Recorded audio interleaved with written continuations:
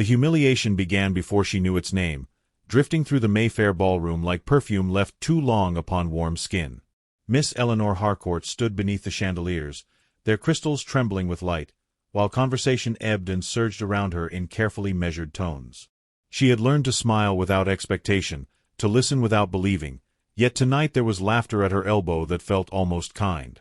Across the room, fans lifted and lowered with practiced grace, and behind them eyes assessed her prospects with merciless efficiency. In early 19th century England, a young woman's value was weighed not by her thoughts or temper, but by the marriage she might secure before the season ended. Eleanor was not foolish enough to forget this. Her family's means were modest, her connections respectable but unremarkable, and the future before her narrowed with each passing year. Marriage was not romance to her, it was preservation. When the gentleman beside her, tall, handsome, and possessed of an easy confidence, requested her hand for the next dance, she accepted with gratitude carefully disguised as composure. He had been introduced as a duke, and no one had troubled to correct the assumption. Titles were often spoken vaguely in such rooms, as though precision itself were ungenteel. They danced beneath the chandeliers while violins drew longing from the air, and Eleanor allowed herself the smallest indulgence of hope. He spoke warmly, laughed readily, and made her feel briefly singular in a world that thrived on comparison. She did not see the subtle glances exchanged by matrons, nor hear the murmurs that followed her movement across the floor. What she could not know was that she was already becoming a subject of interest, and interest in such circles was rarely kind. From the edge of the room, the Duke of Ashbourne observed. He was a man shaped by inheritance rather than inclination, broad-shouldered and reserved, his expression schooled into neutrality long ago. His title had come to him early, along with the unspoken command to govern estates, finances, and family reputation without visible strain. He had returned to London not for pleasure, but obligation, to see his younger brother settled advantageously before charm and carelessness could do irreparable harm. The scene unfolding before him was precisely the danger he feared. The gentleman dancing with Miss Harcourt was not the Duke, but his brother Julian, second son, untitled, and dangerously at ease in society. Julian had always moved through the world as though consequence were a suggestion rather than a certainty. Ashbourne watched him now with a mixture of affection and unease, noting how easily he drew attention, how readily he inspired expectation. And then there was the young woman herself, composed yet earnest, her eyes too honest for such a room. Ashbourne had noticed her earlier, standing alone near the windows as rain traced pale lines down the glass. There was a restraint to her, a careful dignity that suggested experience with disappointment. He had not intended to think further of her. Intention, however, had rarely governed his inner life. As he watched Julian bend closer to her during the dance, speaking with the intimacy of familiarity, Ashbourne felt the first tightening of unease, sharp and unwelcome. Society noticed everything, and forgave little. Eleanor felt the shift before she understood it, the warmth around her cooling as conversations paused when she passed. By the time the dance ended, smiles had acquired edges. A matron's raised brow lingered too long. A whisper reached her ear, indistinct yet unmistakably disapproving. She curtsied, thanked her partner, and told herself she imagined the change. Women of her station learned early to doubt their own perceptions. Ashbourne knew better. He understood the mathematics of reputation, how swiftly admiration could curdle into suspicion. A young woman seen too often in the company of a titled man was assumed promised, or worse, presumptuous. His brother, unaware or unconcerned, had already placed her in jeopardy.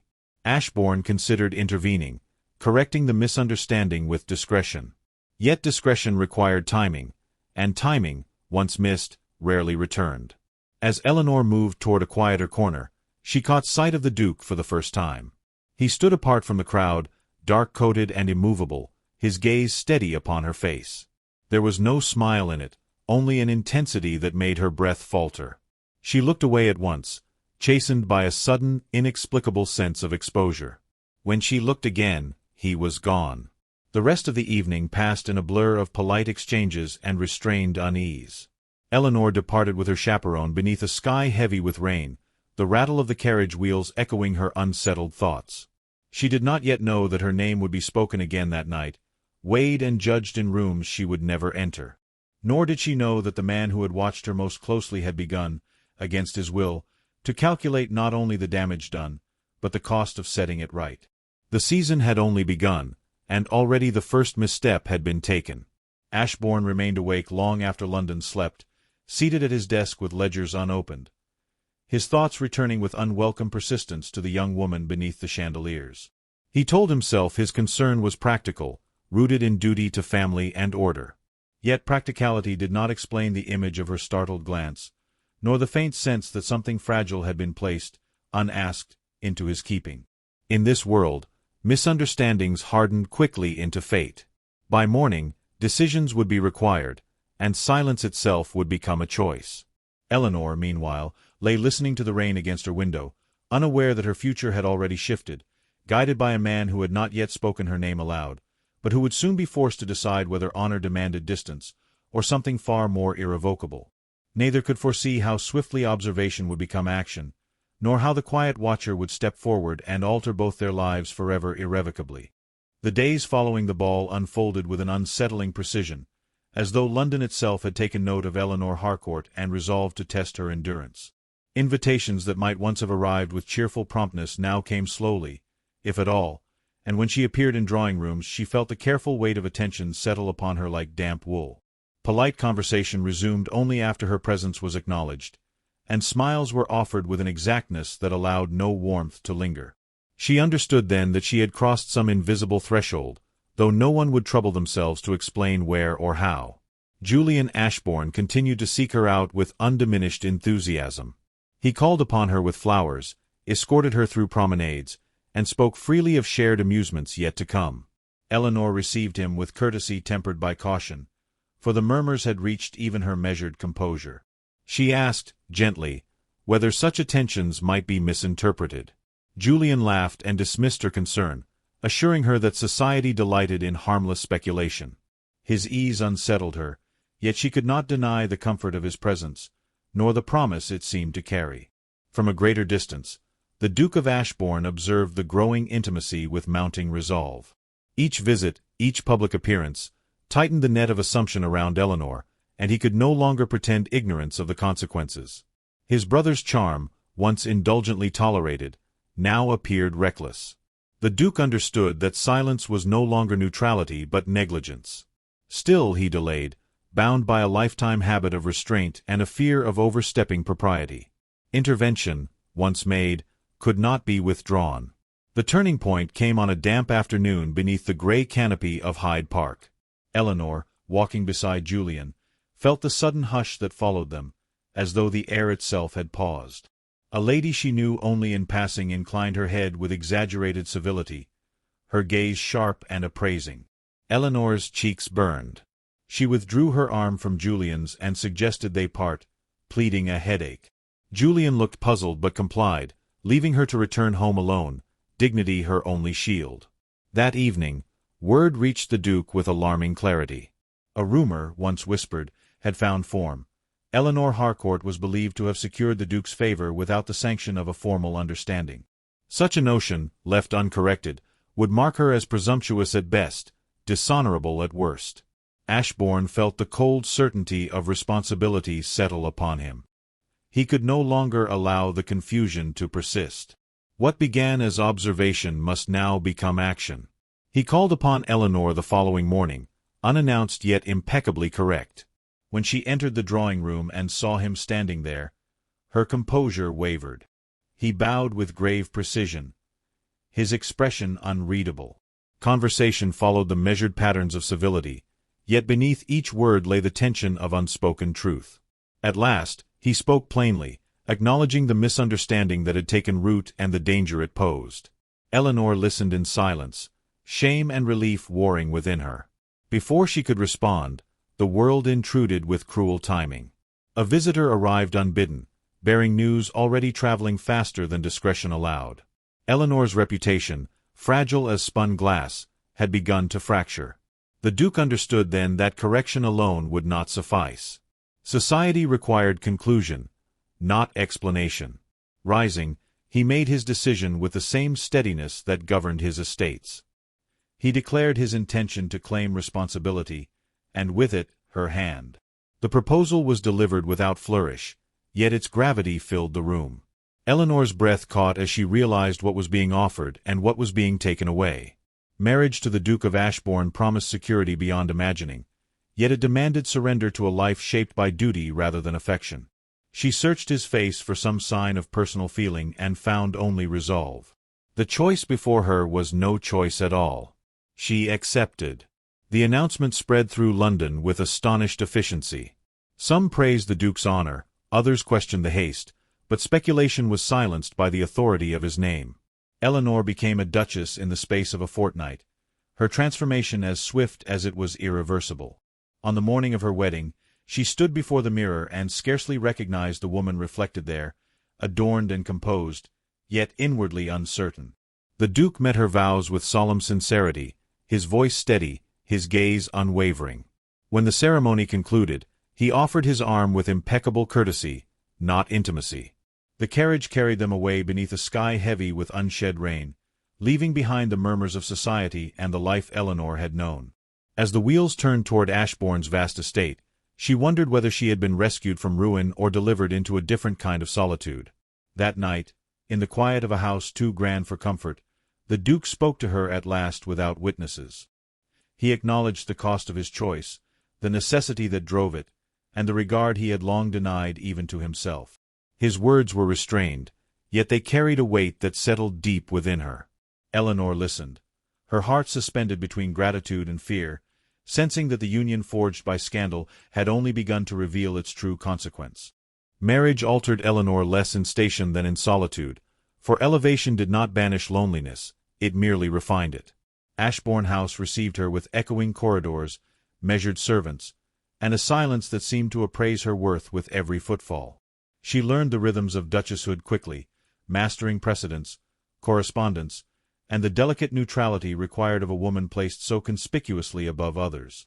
Yet beneath the polish of her days, intimacy remained a distant country, glimpsed only through courtesy and closed doors. Her husband governed himself as he governed land, with a restraint that allowed no excess, not even affection. At table and in company he was irreproachable, attentive without familiarity, considerate without surrender. Eleanor answered in kind, preserving dignity while quietly mapping the shape of her disappointment. London faded as the estate demanded their presence, and with distance came a new kind of scrutiny, less sharp but no less persistent. Neighbors observed the marriage with provincial curiosity, measuring harmony by posture and politeness alone. Ashbourne ensured appearances never faltered, for appearance had always been his armor. Still, restraint exacts its price, and it began to surface in small, unmistakable fractures. He slept little, walked long after dusk, and addressed his stewards with an edge she had not heard before. Eleanor noticed everything, storing each change like pressed flowers, beautiful yet perilous. She sensed that the discipline holding him upright was under strain, and that silence between them was no longer merely cautious, but combustible. The reckoning arrived not with spectacle, but with a letter delivered at dawn, its seal broken by Ashbourne's hand before the household stirred. Its contents, though brief, threatened to reopen the wound their marriage had sealed. A former suitor, emboldened by lingering rumor, dared to question Eleanor's honor through insinuation carefully phrased to wound without proof. Ashbourne read the lines twice, his jaw tightening with a fury long denied expression. For the first time since their vows, he allowed anger to chart his course. He confronted the man with quiet finality, making clear that any doubt cast upon his wife was doubt cast upon himself. The challenge dissolved beneath that certainty, yet its echo lingered within the marriage like a struck bell. That evening, Eleanor spoke what restraint had long suppressed. She thanked him for his protection, then asked whether protection was all he intended to offer. The question unsettled him more deeply than accusation ever could. He confessed that he had chosen duty because it was safer than desire, and that desire, once admitted, demanded surrender he had never learned to give. Eleanor answered not with tears, but with a resolve forged by years of careful endurance.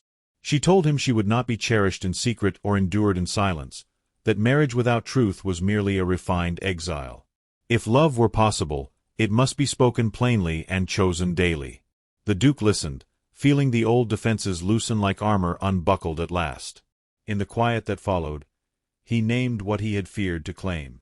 He loved her, not as penance nor rescue, but because choosing her had already remade him. The admission altered the house itself, as though the walls exhaled after holding their breath too long. Eleanor received his words with measured joy, aware that trust is built slowly, not seized in passion. They began again in small, deliberate ways, through shared walks, honest letters, and glances no longer guarded by caution. Society observed a steadier union and, satisfied, lost interest. Within Ashbourne House, affection took root with patience rather than display. On a rain-washed morning, the Duke offered a truth that felt like a vow renewed, that he chose her still, freely, without necessity. Eleanor, at last unafraid, chose him in return. Their marriage, born of misunderstanding, endured by honesty, settled into something neither had expected, yet both had quietly hoped for, and the future opened before them with promise rather than fear. Marriage altered Eleanor less in station than in solitude, for elevation did not banish loneliness, it merely refined it. Ashbourne House received her with echoing corridors, measured servants, and a silence that seemed to appraise her worth with every footfall.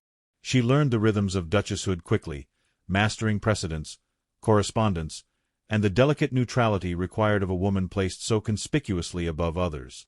Yet beneath the polish of her days, intimacy remained a distant country, glimpsed only through courtesy and closed doors. Her husband governed himself as he governed land, with a restraint that allowed no excess, not even affection. At table and in company he was irreproachable, attentive without familiarity, considerate without surrender. Eleanor answered in kind, preserving dignity while quietly mapping the shape of her disappointment. London faded as the estate demanded their presence, and with distance came a new kind of scrutiny, less sharp but no less persistent. Neighbors observed the marriage with provincial curiosity, measuring harmony by posture and politeness alone. Ashbourne ensured appearances never faltered, for appearance had always been his armor. Still, restraint exacts its price, and it began to surface in small, unmistakable fractures. He slept little, walked long after dusk, and addressed his stewards with an edge she had not heard before. Eleanor noticed everything, storing each change like pressed flowers, beautiful yet perilous. She sensed that the discipline holding him upright was under strain, and that silence between them was no longer merely cautious, but combustible. The reckoning arrived not with spectacle, but with a letter delivered at dawn, its seal broken by Ashbourne's hand before the household stirred. Its contents, though brief, threatened to reopen the wound their marriage had sealed. A former suitor, emboldened by lingering rumor, dared to question Eleanor's honor through insinuation carefully phrased to wound without proof. Ashbourne read the lines twice, his jaw tightening with a fury long denied expression. For the first time since their vows, he allowed anger to chart his course. He confronted the man with quiet finality, making clear that any doubt cast upon his wife was doubt cast upon himself. The challenge dissolved beneath that certainty, yet its echo lingered within the marriage like a struck bell. That evening, Eleanor spoke what restraint had long suppressed. She thanked him for his protection, then asked whether protection was all he intended to offer. The question unsettled him more deeply than accusation ever could. He confessed that he had chosen duty because it was safer than desire, and that desire, once admitted, demanded surrender he had never learned to give. Eleanor answered not with tears, but with a resolve forged by years of careful endurance. She told him she would not be cherished in secret or endured in silence, that marriage without truth was merely a refined exile. If love were possible, it must be spoken plainly and chosen daily. The Duke listened, feeling the old defenses loosen like armor unbuckled at last. In the quiet that followed, he named what he had feared to claim. He loved her, not as penance nor rescue, but because choosing her had already remade him. The admission altered the house itself, as though the walls exhaled after holding their breath too long. Eleanor received his words with measured joy, aware that trust is built slowly, not seized in passion. In the following days, Eleanor and the Duke settled into a rhythm neither had been taught yet both desired. Mornings were shared in correspondence and estate matters, afternoons in measured walks across the grounds, where conversation could unfold without audience or artifice. Ashbourne spoke of responsibility not as burden alone, but as choice, admitting that power without connection had once left him hollow. Eleanor listened, recognizing in his candor a generosity rare among men shaped by command. She answered with truths of her own, describing the vigilance of girlhood, the calculations that governed her hopes, and the fatigue of always being grateful. In that exchange, respect deepened into companionship, and companionship into something warmer, though neither rushed to name it. Evenings brought quieter trials, for habit returned easily, and silence could still threaten retreat. When it did, Eleanor reached for him, not in desperation, but invitation, and the Duke learned that acceptance could be an act of strength. They spoke of Julian, whose absence lingered as both relief and regret, acknowledging affection without indulgence and forgiveness without excuse. Such balance required effort, yet effort now felt purposeful, shared rather than solitary. As autumn deepened, letters arrived less frequently, and with them the distant echo of London's judgment. Neither sought it, content instead to build a private accord resilient enough to withstand scrutiny. In choosing transparency over performance, they discovered a confidence that needed no witnesses, only patience. The house itself seemed to respond, its vast rooms softened by laughter rarely heard before. Servants observed the change with discreet approval, sensing that authority tempered by kindness endured longer than command alone. Eleanor felt herself expand within the role she inhabited, no longer merely protected, but essential. The Duke, watching her move with assurance through spaces once forbidding, understood that partnership did not diminish him, but completed him. Such knowledge did not erase the past, yet it rendered it survivable. Together, they faced forward, aware that love, once claimed, demanded vigilance equal to devotion. They accepted the labor, believing it worthy of their promise. That promise remained unspoken publicly, yet it governed them with quiet authority. Each day confirmed what necessity had begun. That choice, freely renewed, could transform duty into refuge. They did not imagine perfection, only perseverance, and in that modest hope found a joy both enduring and sufficient for lives long constrained by expectation, now gently released into possibility, patience, and trust, which grew steadily, unafraid of time ahead. They stood together at the window as rain traced familiar paths upon the glass, a reminder of beginnings forged under uncertainty. The world beyond remained governed by rules and whispers, yet within their shared silence lay a peace neither had anticipated. Their marriage, once a refuge from scandal, had become a deliberate bond, strengthened by truth and sustained by choice. In that understanding, they found not an ending, but a lasting resolution, sufficient unto itself.